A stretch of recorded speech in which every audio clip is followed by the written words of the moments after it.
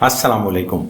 जो माएँ अपने बच्चों को अपना दूध पिलाने के लिए पुरअज़म है, वह हर हाल पे अपना दूध पिलाना चाहती हैं और डब्बे के दूध से इज्तनाब करना चाहती हैं। यही वो माएँ हैं जो कि अक्लमंद माएँ हैं, जो कि बच्चे की पूरी उम्र और आने वाले सालों के बारे में एक विजन रखती हैं। आज की वीडियो में हम बात करेंगे EBM के बारे में, यानी एक्सप्रेस्ड ब्रेस्ट मिल्क के बारे में। कौन सी ऐसी कंडीशंस हैं जब माँ बच्चे को अपना दूध डायरेक्ट नहीं पिला सकती और मजबूरन उसको बच्चे को अपना दूध निकाल कर देना पड़ता है, जिसको हम एक्सप्रेस्ड ब्रेस्ट मिल्क कहते हैं। उसको हम स्टोर कैसे कर सकते हैं, उसको कलेक्ट करने का तरीका क्या है और कितनी देर तक वो फ्रिज में या फ्रीजर में हम रख सकते हैं, जिसको हम आराम से बच्चे में इस्तेमाल कर सकते हैं। मेरा नाम है डॉक्टर रिजवान गौहर। आज हम बात करेंगे बच्चों में EBM यानी माँ के दूध को निकाल कर उसको स्टोर करने के बारे में मुकम्मल मालूमात के साथ। EBM यानी एक्सप्रेस्ड ब्रेस्ट मिल्क बच्चों को तब दिया जाता है कि जब किसी वजह से डायरेक्ट फीडिंग पॉसिबल ना हो। अगर माँ बीमार है, किसी वजह से डायरेक्ट बच्चे को दूध नहीं पिला सकती, या बच्चा अगर हॉस्पिटल में या नर्सरी में दाखिल है तो उसको बजाय डब्बे के दूध की बजाय EBM यानी एक्सप्रेस्ड ब्रेस्ट मिल्क देना चाहिए, क्योंकि जितनी मुदाफ़ियत, जितनी ताकत माँ के दूध में है, डब्बे के दूध उसके 1% के बराबर भी हरगिज़ नहीं है। अगर कोई बच्चा वक्त से पहले पैदा हो गया, यानी प्री टर्म है, या उसका वजन कम है, वो डायरेक्ट सक नहीं कर सकता, दूध नहीं पी सकता, तो उसको EBM की ज़रूरत होती है।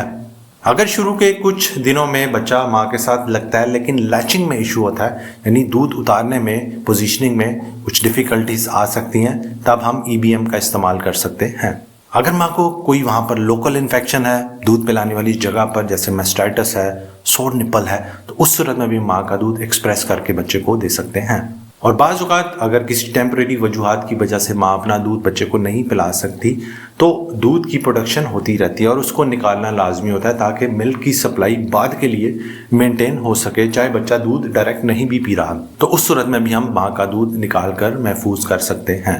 माँ का दूध कैसे कलेक्ट करना है, यानी EBM को कैसे हमने कलेक्ट करना है, उसमें 3 तरीके हैं जिनसे हम एक्सप्रेस कर सकते हैं। एक होता है मैनुअल तरीका, जिसमें हम मैनुअली ब्रेस्ट को प्रेस करके दूध को एक्सप्रेस कर सकते हैं। दूसरे नंबर पर मैनुअल ब्रेस्ट पंप्स आते हैं, जिनको मैनुअली पंप करके उसे दूध को निकाल सकते हैं और उसको महफूज कर सकते हैं। तीसरे नंबर पर जो सबसे इफेक्टिव टूल है वो है इलेक्ट्रॉनिक ब्रेस्ट पंप, जो सबसे ज़्यादा इफेक्टिव है ब्रेस्ट मिल्क एक्सप्रेस करने में। जब भी ब्रेस्ट मिल्क को एक्सप्रेस करना है तो उससे पहले हैंड वॉशिंग अच्छी तरह कर लेनी है। अगर माँ की हाइजीन अच्छी है तो ब्रेस्ट वाली जगह को वॉश करने की ज़रूरत नहीं, लेकिन अगर वो बज़ाहिरन साफ़ नहीं है तो उसको साफ़ पानी या कपड़े से आप साफ़ कर सकते हैं। उस पर किसी किस्म का अल्कोहल, स्पिरिट्स या पायोडीन लगाने की ज़रूरत नहीं है। जनरली अगर माँ की हाइजीन अच्छी है तो हमें वॉश करने की भी ज़रूरत नहीं है, लेकिन हाथ धोना लाजमी है।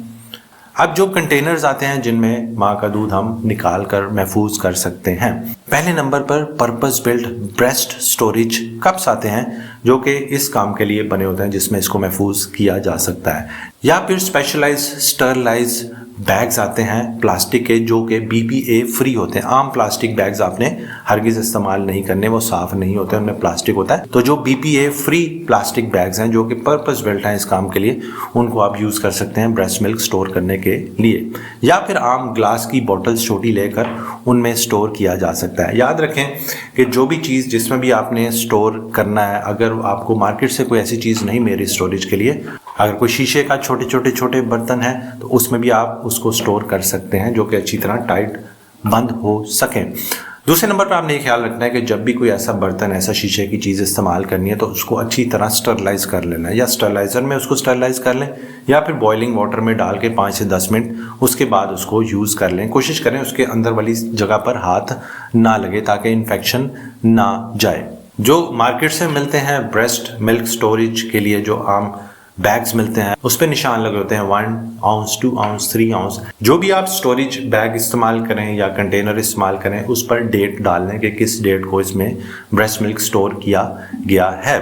और अगर आप रेडी टू यूज़ कप्स लेंगे या बैग्स लेंगे, उस पर आउंसेस भी लगे होते हैं 1, 2, 3, 4। तो कोशिश करें कि छोटी छोटी सर्विंग्स में आप दूध को महफूज करें, ज़्यादा बड़ी सर्विंग में ना करें, ताकि उसको बाद में डीफ्रॉस्ट करना, यूज़ करना ईजी हो और दूध ज़ाया ना हो। अगर आप कोई बर्तन जो कि ब्रेस्ट मिल्क स्टोरेज के लिए यूज़ करते हैं तो उस पर मैनुअल इंस्ट्रक्शंस मौजूद होती है कि इसको कैसे साफ़ करना है, इसको कितनी देर स्टरलाइज करना है या कितनी देर बॉयल करना है, वो लाजमी देख लीजिए। यूज़ करने के बाद जो ब्रेस्ट पंप और उसके मुख्तलिफ हिस्से हैं उसको आपने अच्छी तरह साफ कर लेना है, वॉश कर लेना है साबुन से या डिश वॉशर से, और उसके बाद उसको सेव कर लेना है। इसी तरह जिन बॉटल्स में ब्रेस्ट मिल्क स्टोर कर रहे हैं उनकी भी हाइजीन का ख्याल रखना है, उनको भी धोकर अच्छी तरह डिश वॉशर से खुश करके आपने रख लेना है। अब जब आपने ब्रेस्ट मिल्क को स्टोर कर लेना है तो कितनी देर के लिए हम इसको स्टोर कर सकते हैं। पहली बात तो ये कि अगर आप उसको रूम टेम्परेचर पे रखते हैं, यानी तकरीबन 25 डिग्री सेंटीग्रेड पर, तो वो दूध 4 घंटे तक ठीक रह सकता है। कोशिश करें अगर गर्मी का मौसम है तो ज़्यादा देर उसको बाहर ना रखें। और अगर आपने एक दिन के लिए फ्रिज में महफूज करना है, मदर वर्किंग है और पीछे से बच्चे को माँ का दूध ही चाहिए, तो आप फ्रिज के पिछले हिस्से में रख लें जहाँ पर टेम्परेचर थोड़ा कम होता है, बजाय इसके कि आप दरवाजे पे रखें जो बार बार खुलता है और जहाँ पर टेम्परेचर इतना कम नहीं होता। अगर आप ज़्यादा देर के लिए माँ के दूध को स्टोर करना चाहते हैं तो वो भी कर सकते हैं डीप फ्रीज़र में। उसके लिए बेहतर तो यह है कि फ्रीज़र के अंदर एक थर्मामीटर हो जो कि टेम्परेचर बताता जाए। स्टैंडर्ड जो आपका डीप फ्रीज़र आता है उसमें हम अगर टेम्परेचर -18 डिग्री सेंटीग्रेड है तो उस पर माँ के दूध को 6 माह के लिए स्टोर किया जा सकता है। 6 माह के लिए, इतने वक्त के लिए इसको हम स्टोर कर सकते हैं।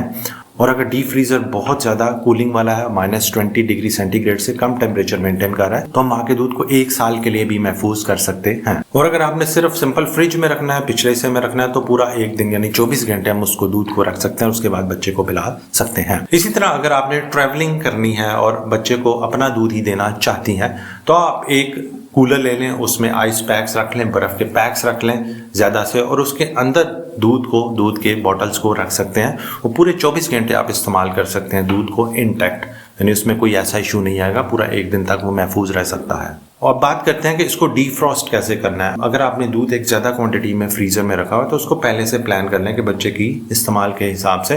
तो सबसे पहले आप ये करें कि डीप फ्रीज़र से दूध को निकाल कर नीचे फ्रिज में रख लें 12 घंटे के लिए। वो ऐसा उसको डीफ्रॉस्ट खुद ही हो जाएगा और नॉर्मल मिल्क फॉर्म में आ जाएगा। अब आप उसमें देख सकते हैं उसमें 2 लेयर्स हो सकती हैं, नीचे वाटरी, ऊपर क्रीमी लेयर, जो कि नॉर्मल चीज़ है, उससे परेशान नहीं होना, दूध ख़राब नहीं होता। उसको अच्छी तरह मिक्स करें और उसके बाद आप उसको फ्रिज से निकाल कर आम कोसे पानी में थोड़ा सा डुबो के स्लाइटली वार्म वाटर एक डब्बे में लेकर उस बर्तन को उसमें डालें और उसके बाद जब वो नॉर्मल टेम्परेचर पे आ जाए बच्चे को फीड करा सकते हैं। उसके बाद अगर आपको अर्जेंट दूध की सप्लाई चाहिए और आप इतना इंतज़ार नहीं कर सकते कि उसको डीप फ्रीज़र से फ्रिज में लाएं और 12 घंटे का वेट करें, तो आप डीप फ्रीज़र से निकाल कर एक गर्म पानी का बाउल लेके उसमें थोड़ी देर रख लें, जबकि वो नॉर्मल लिक्विड फॉर्म में आ जाए उसको यूज़ कर लें, या फिर एक रनिंग टैप जिसमें से थोड़ा गर्म पानी आ रहा हो उसके नीचे थोड़ा उसको मूव करें। वो कुछ ही मिनट्स में डीफ्रॉस्ट हो जाएगा और बच्चे को आप वो पिला सकते हैं। कोशिश करें जब एक बार उसको डीफ्रॉस्ट कर लें, लिक्विड फॉर्म में ले आएँ, तो उसको जल्द ही यूज़ कर लें कुछ घंटों में। और उसको दोबारा आपने फ्रीज़ नहीं करना, सिर्फ एक बार डीप फ्रीज़र में रखना है और उसके बाद यूज़ करना है, दोबारा उसको फ्रीज़ नहीं करना, उसको यूज़ कर लें और जो बच गया उसको फिर आप डिस्कार्ड कर सकते हैं।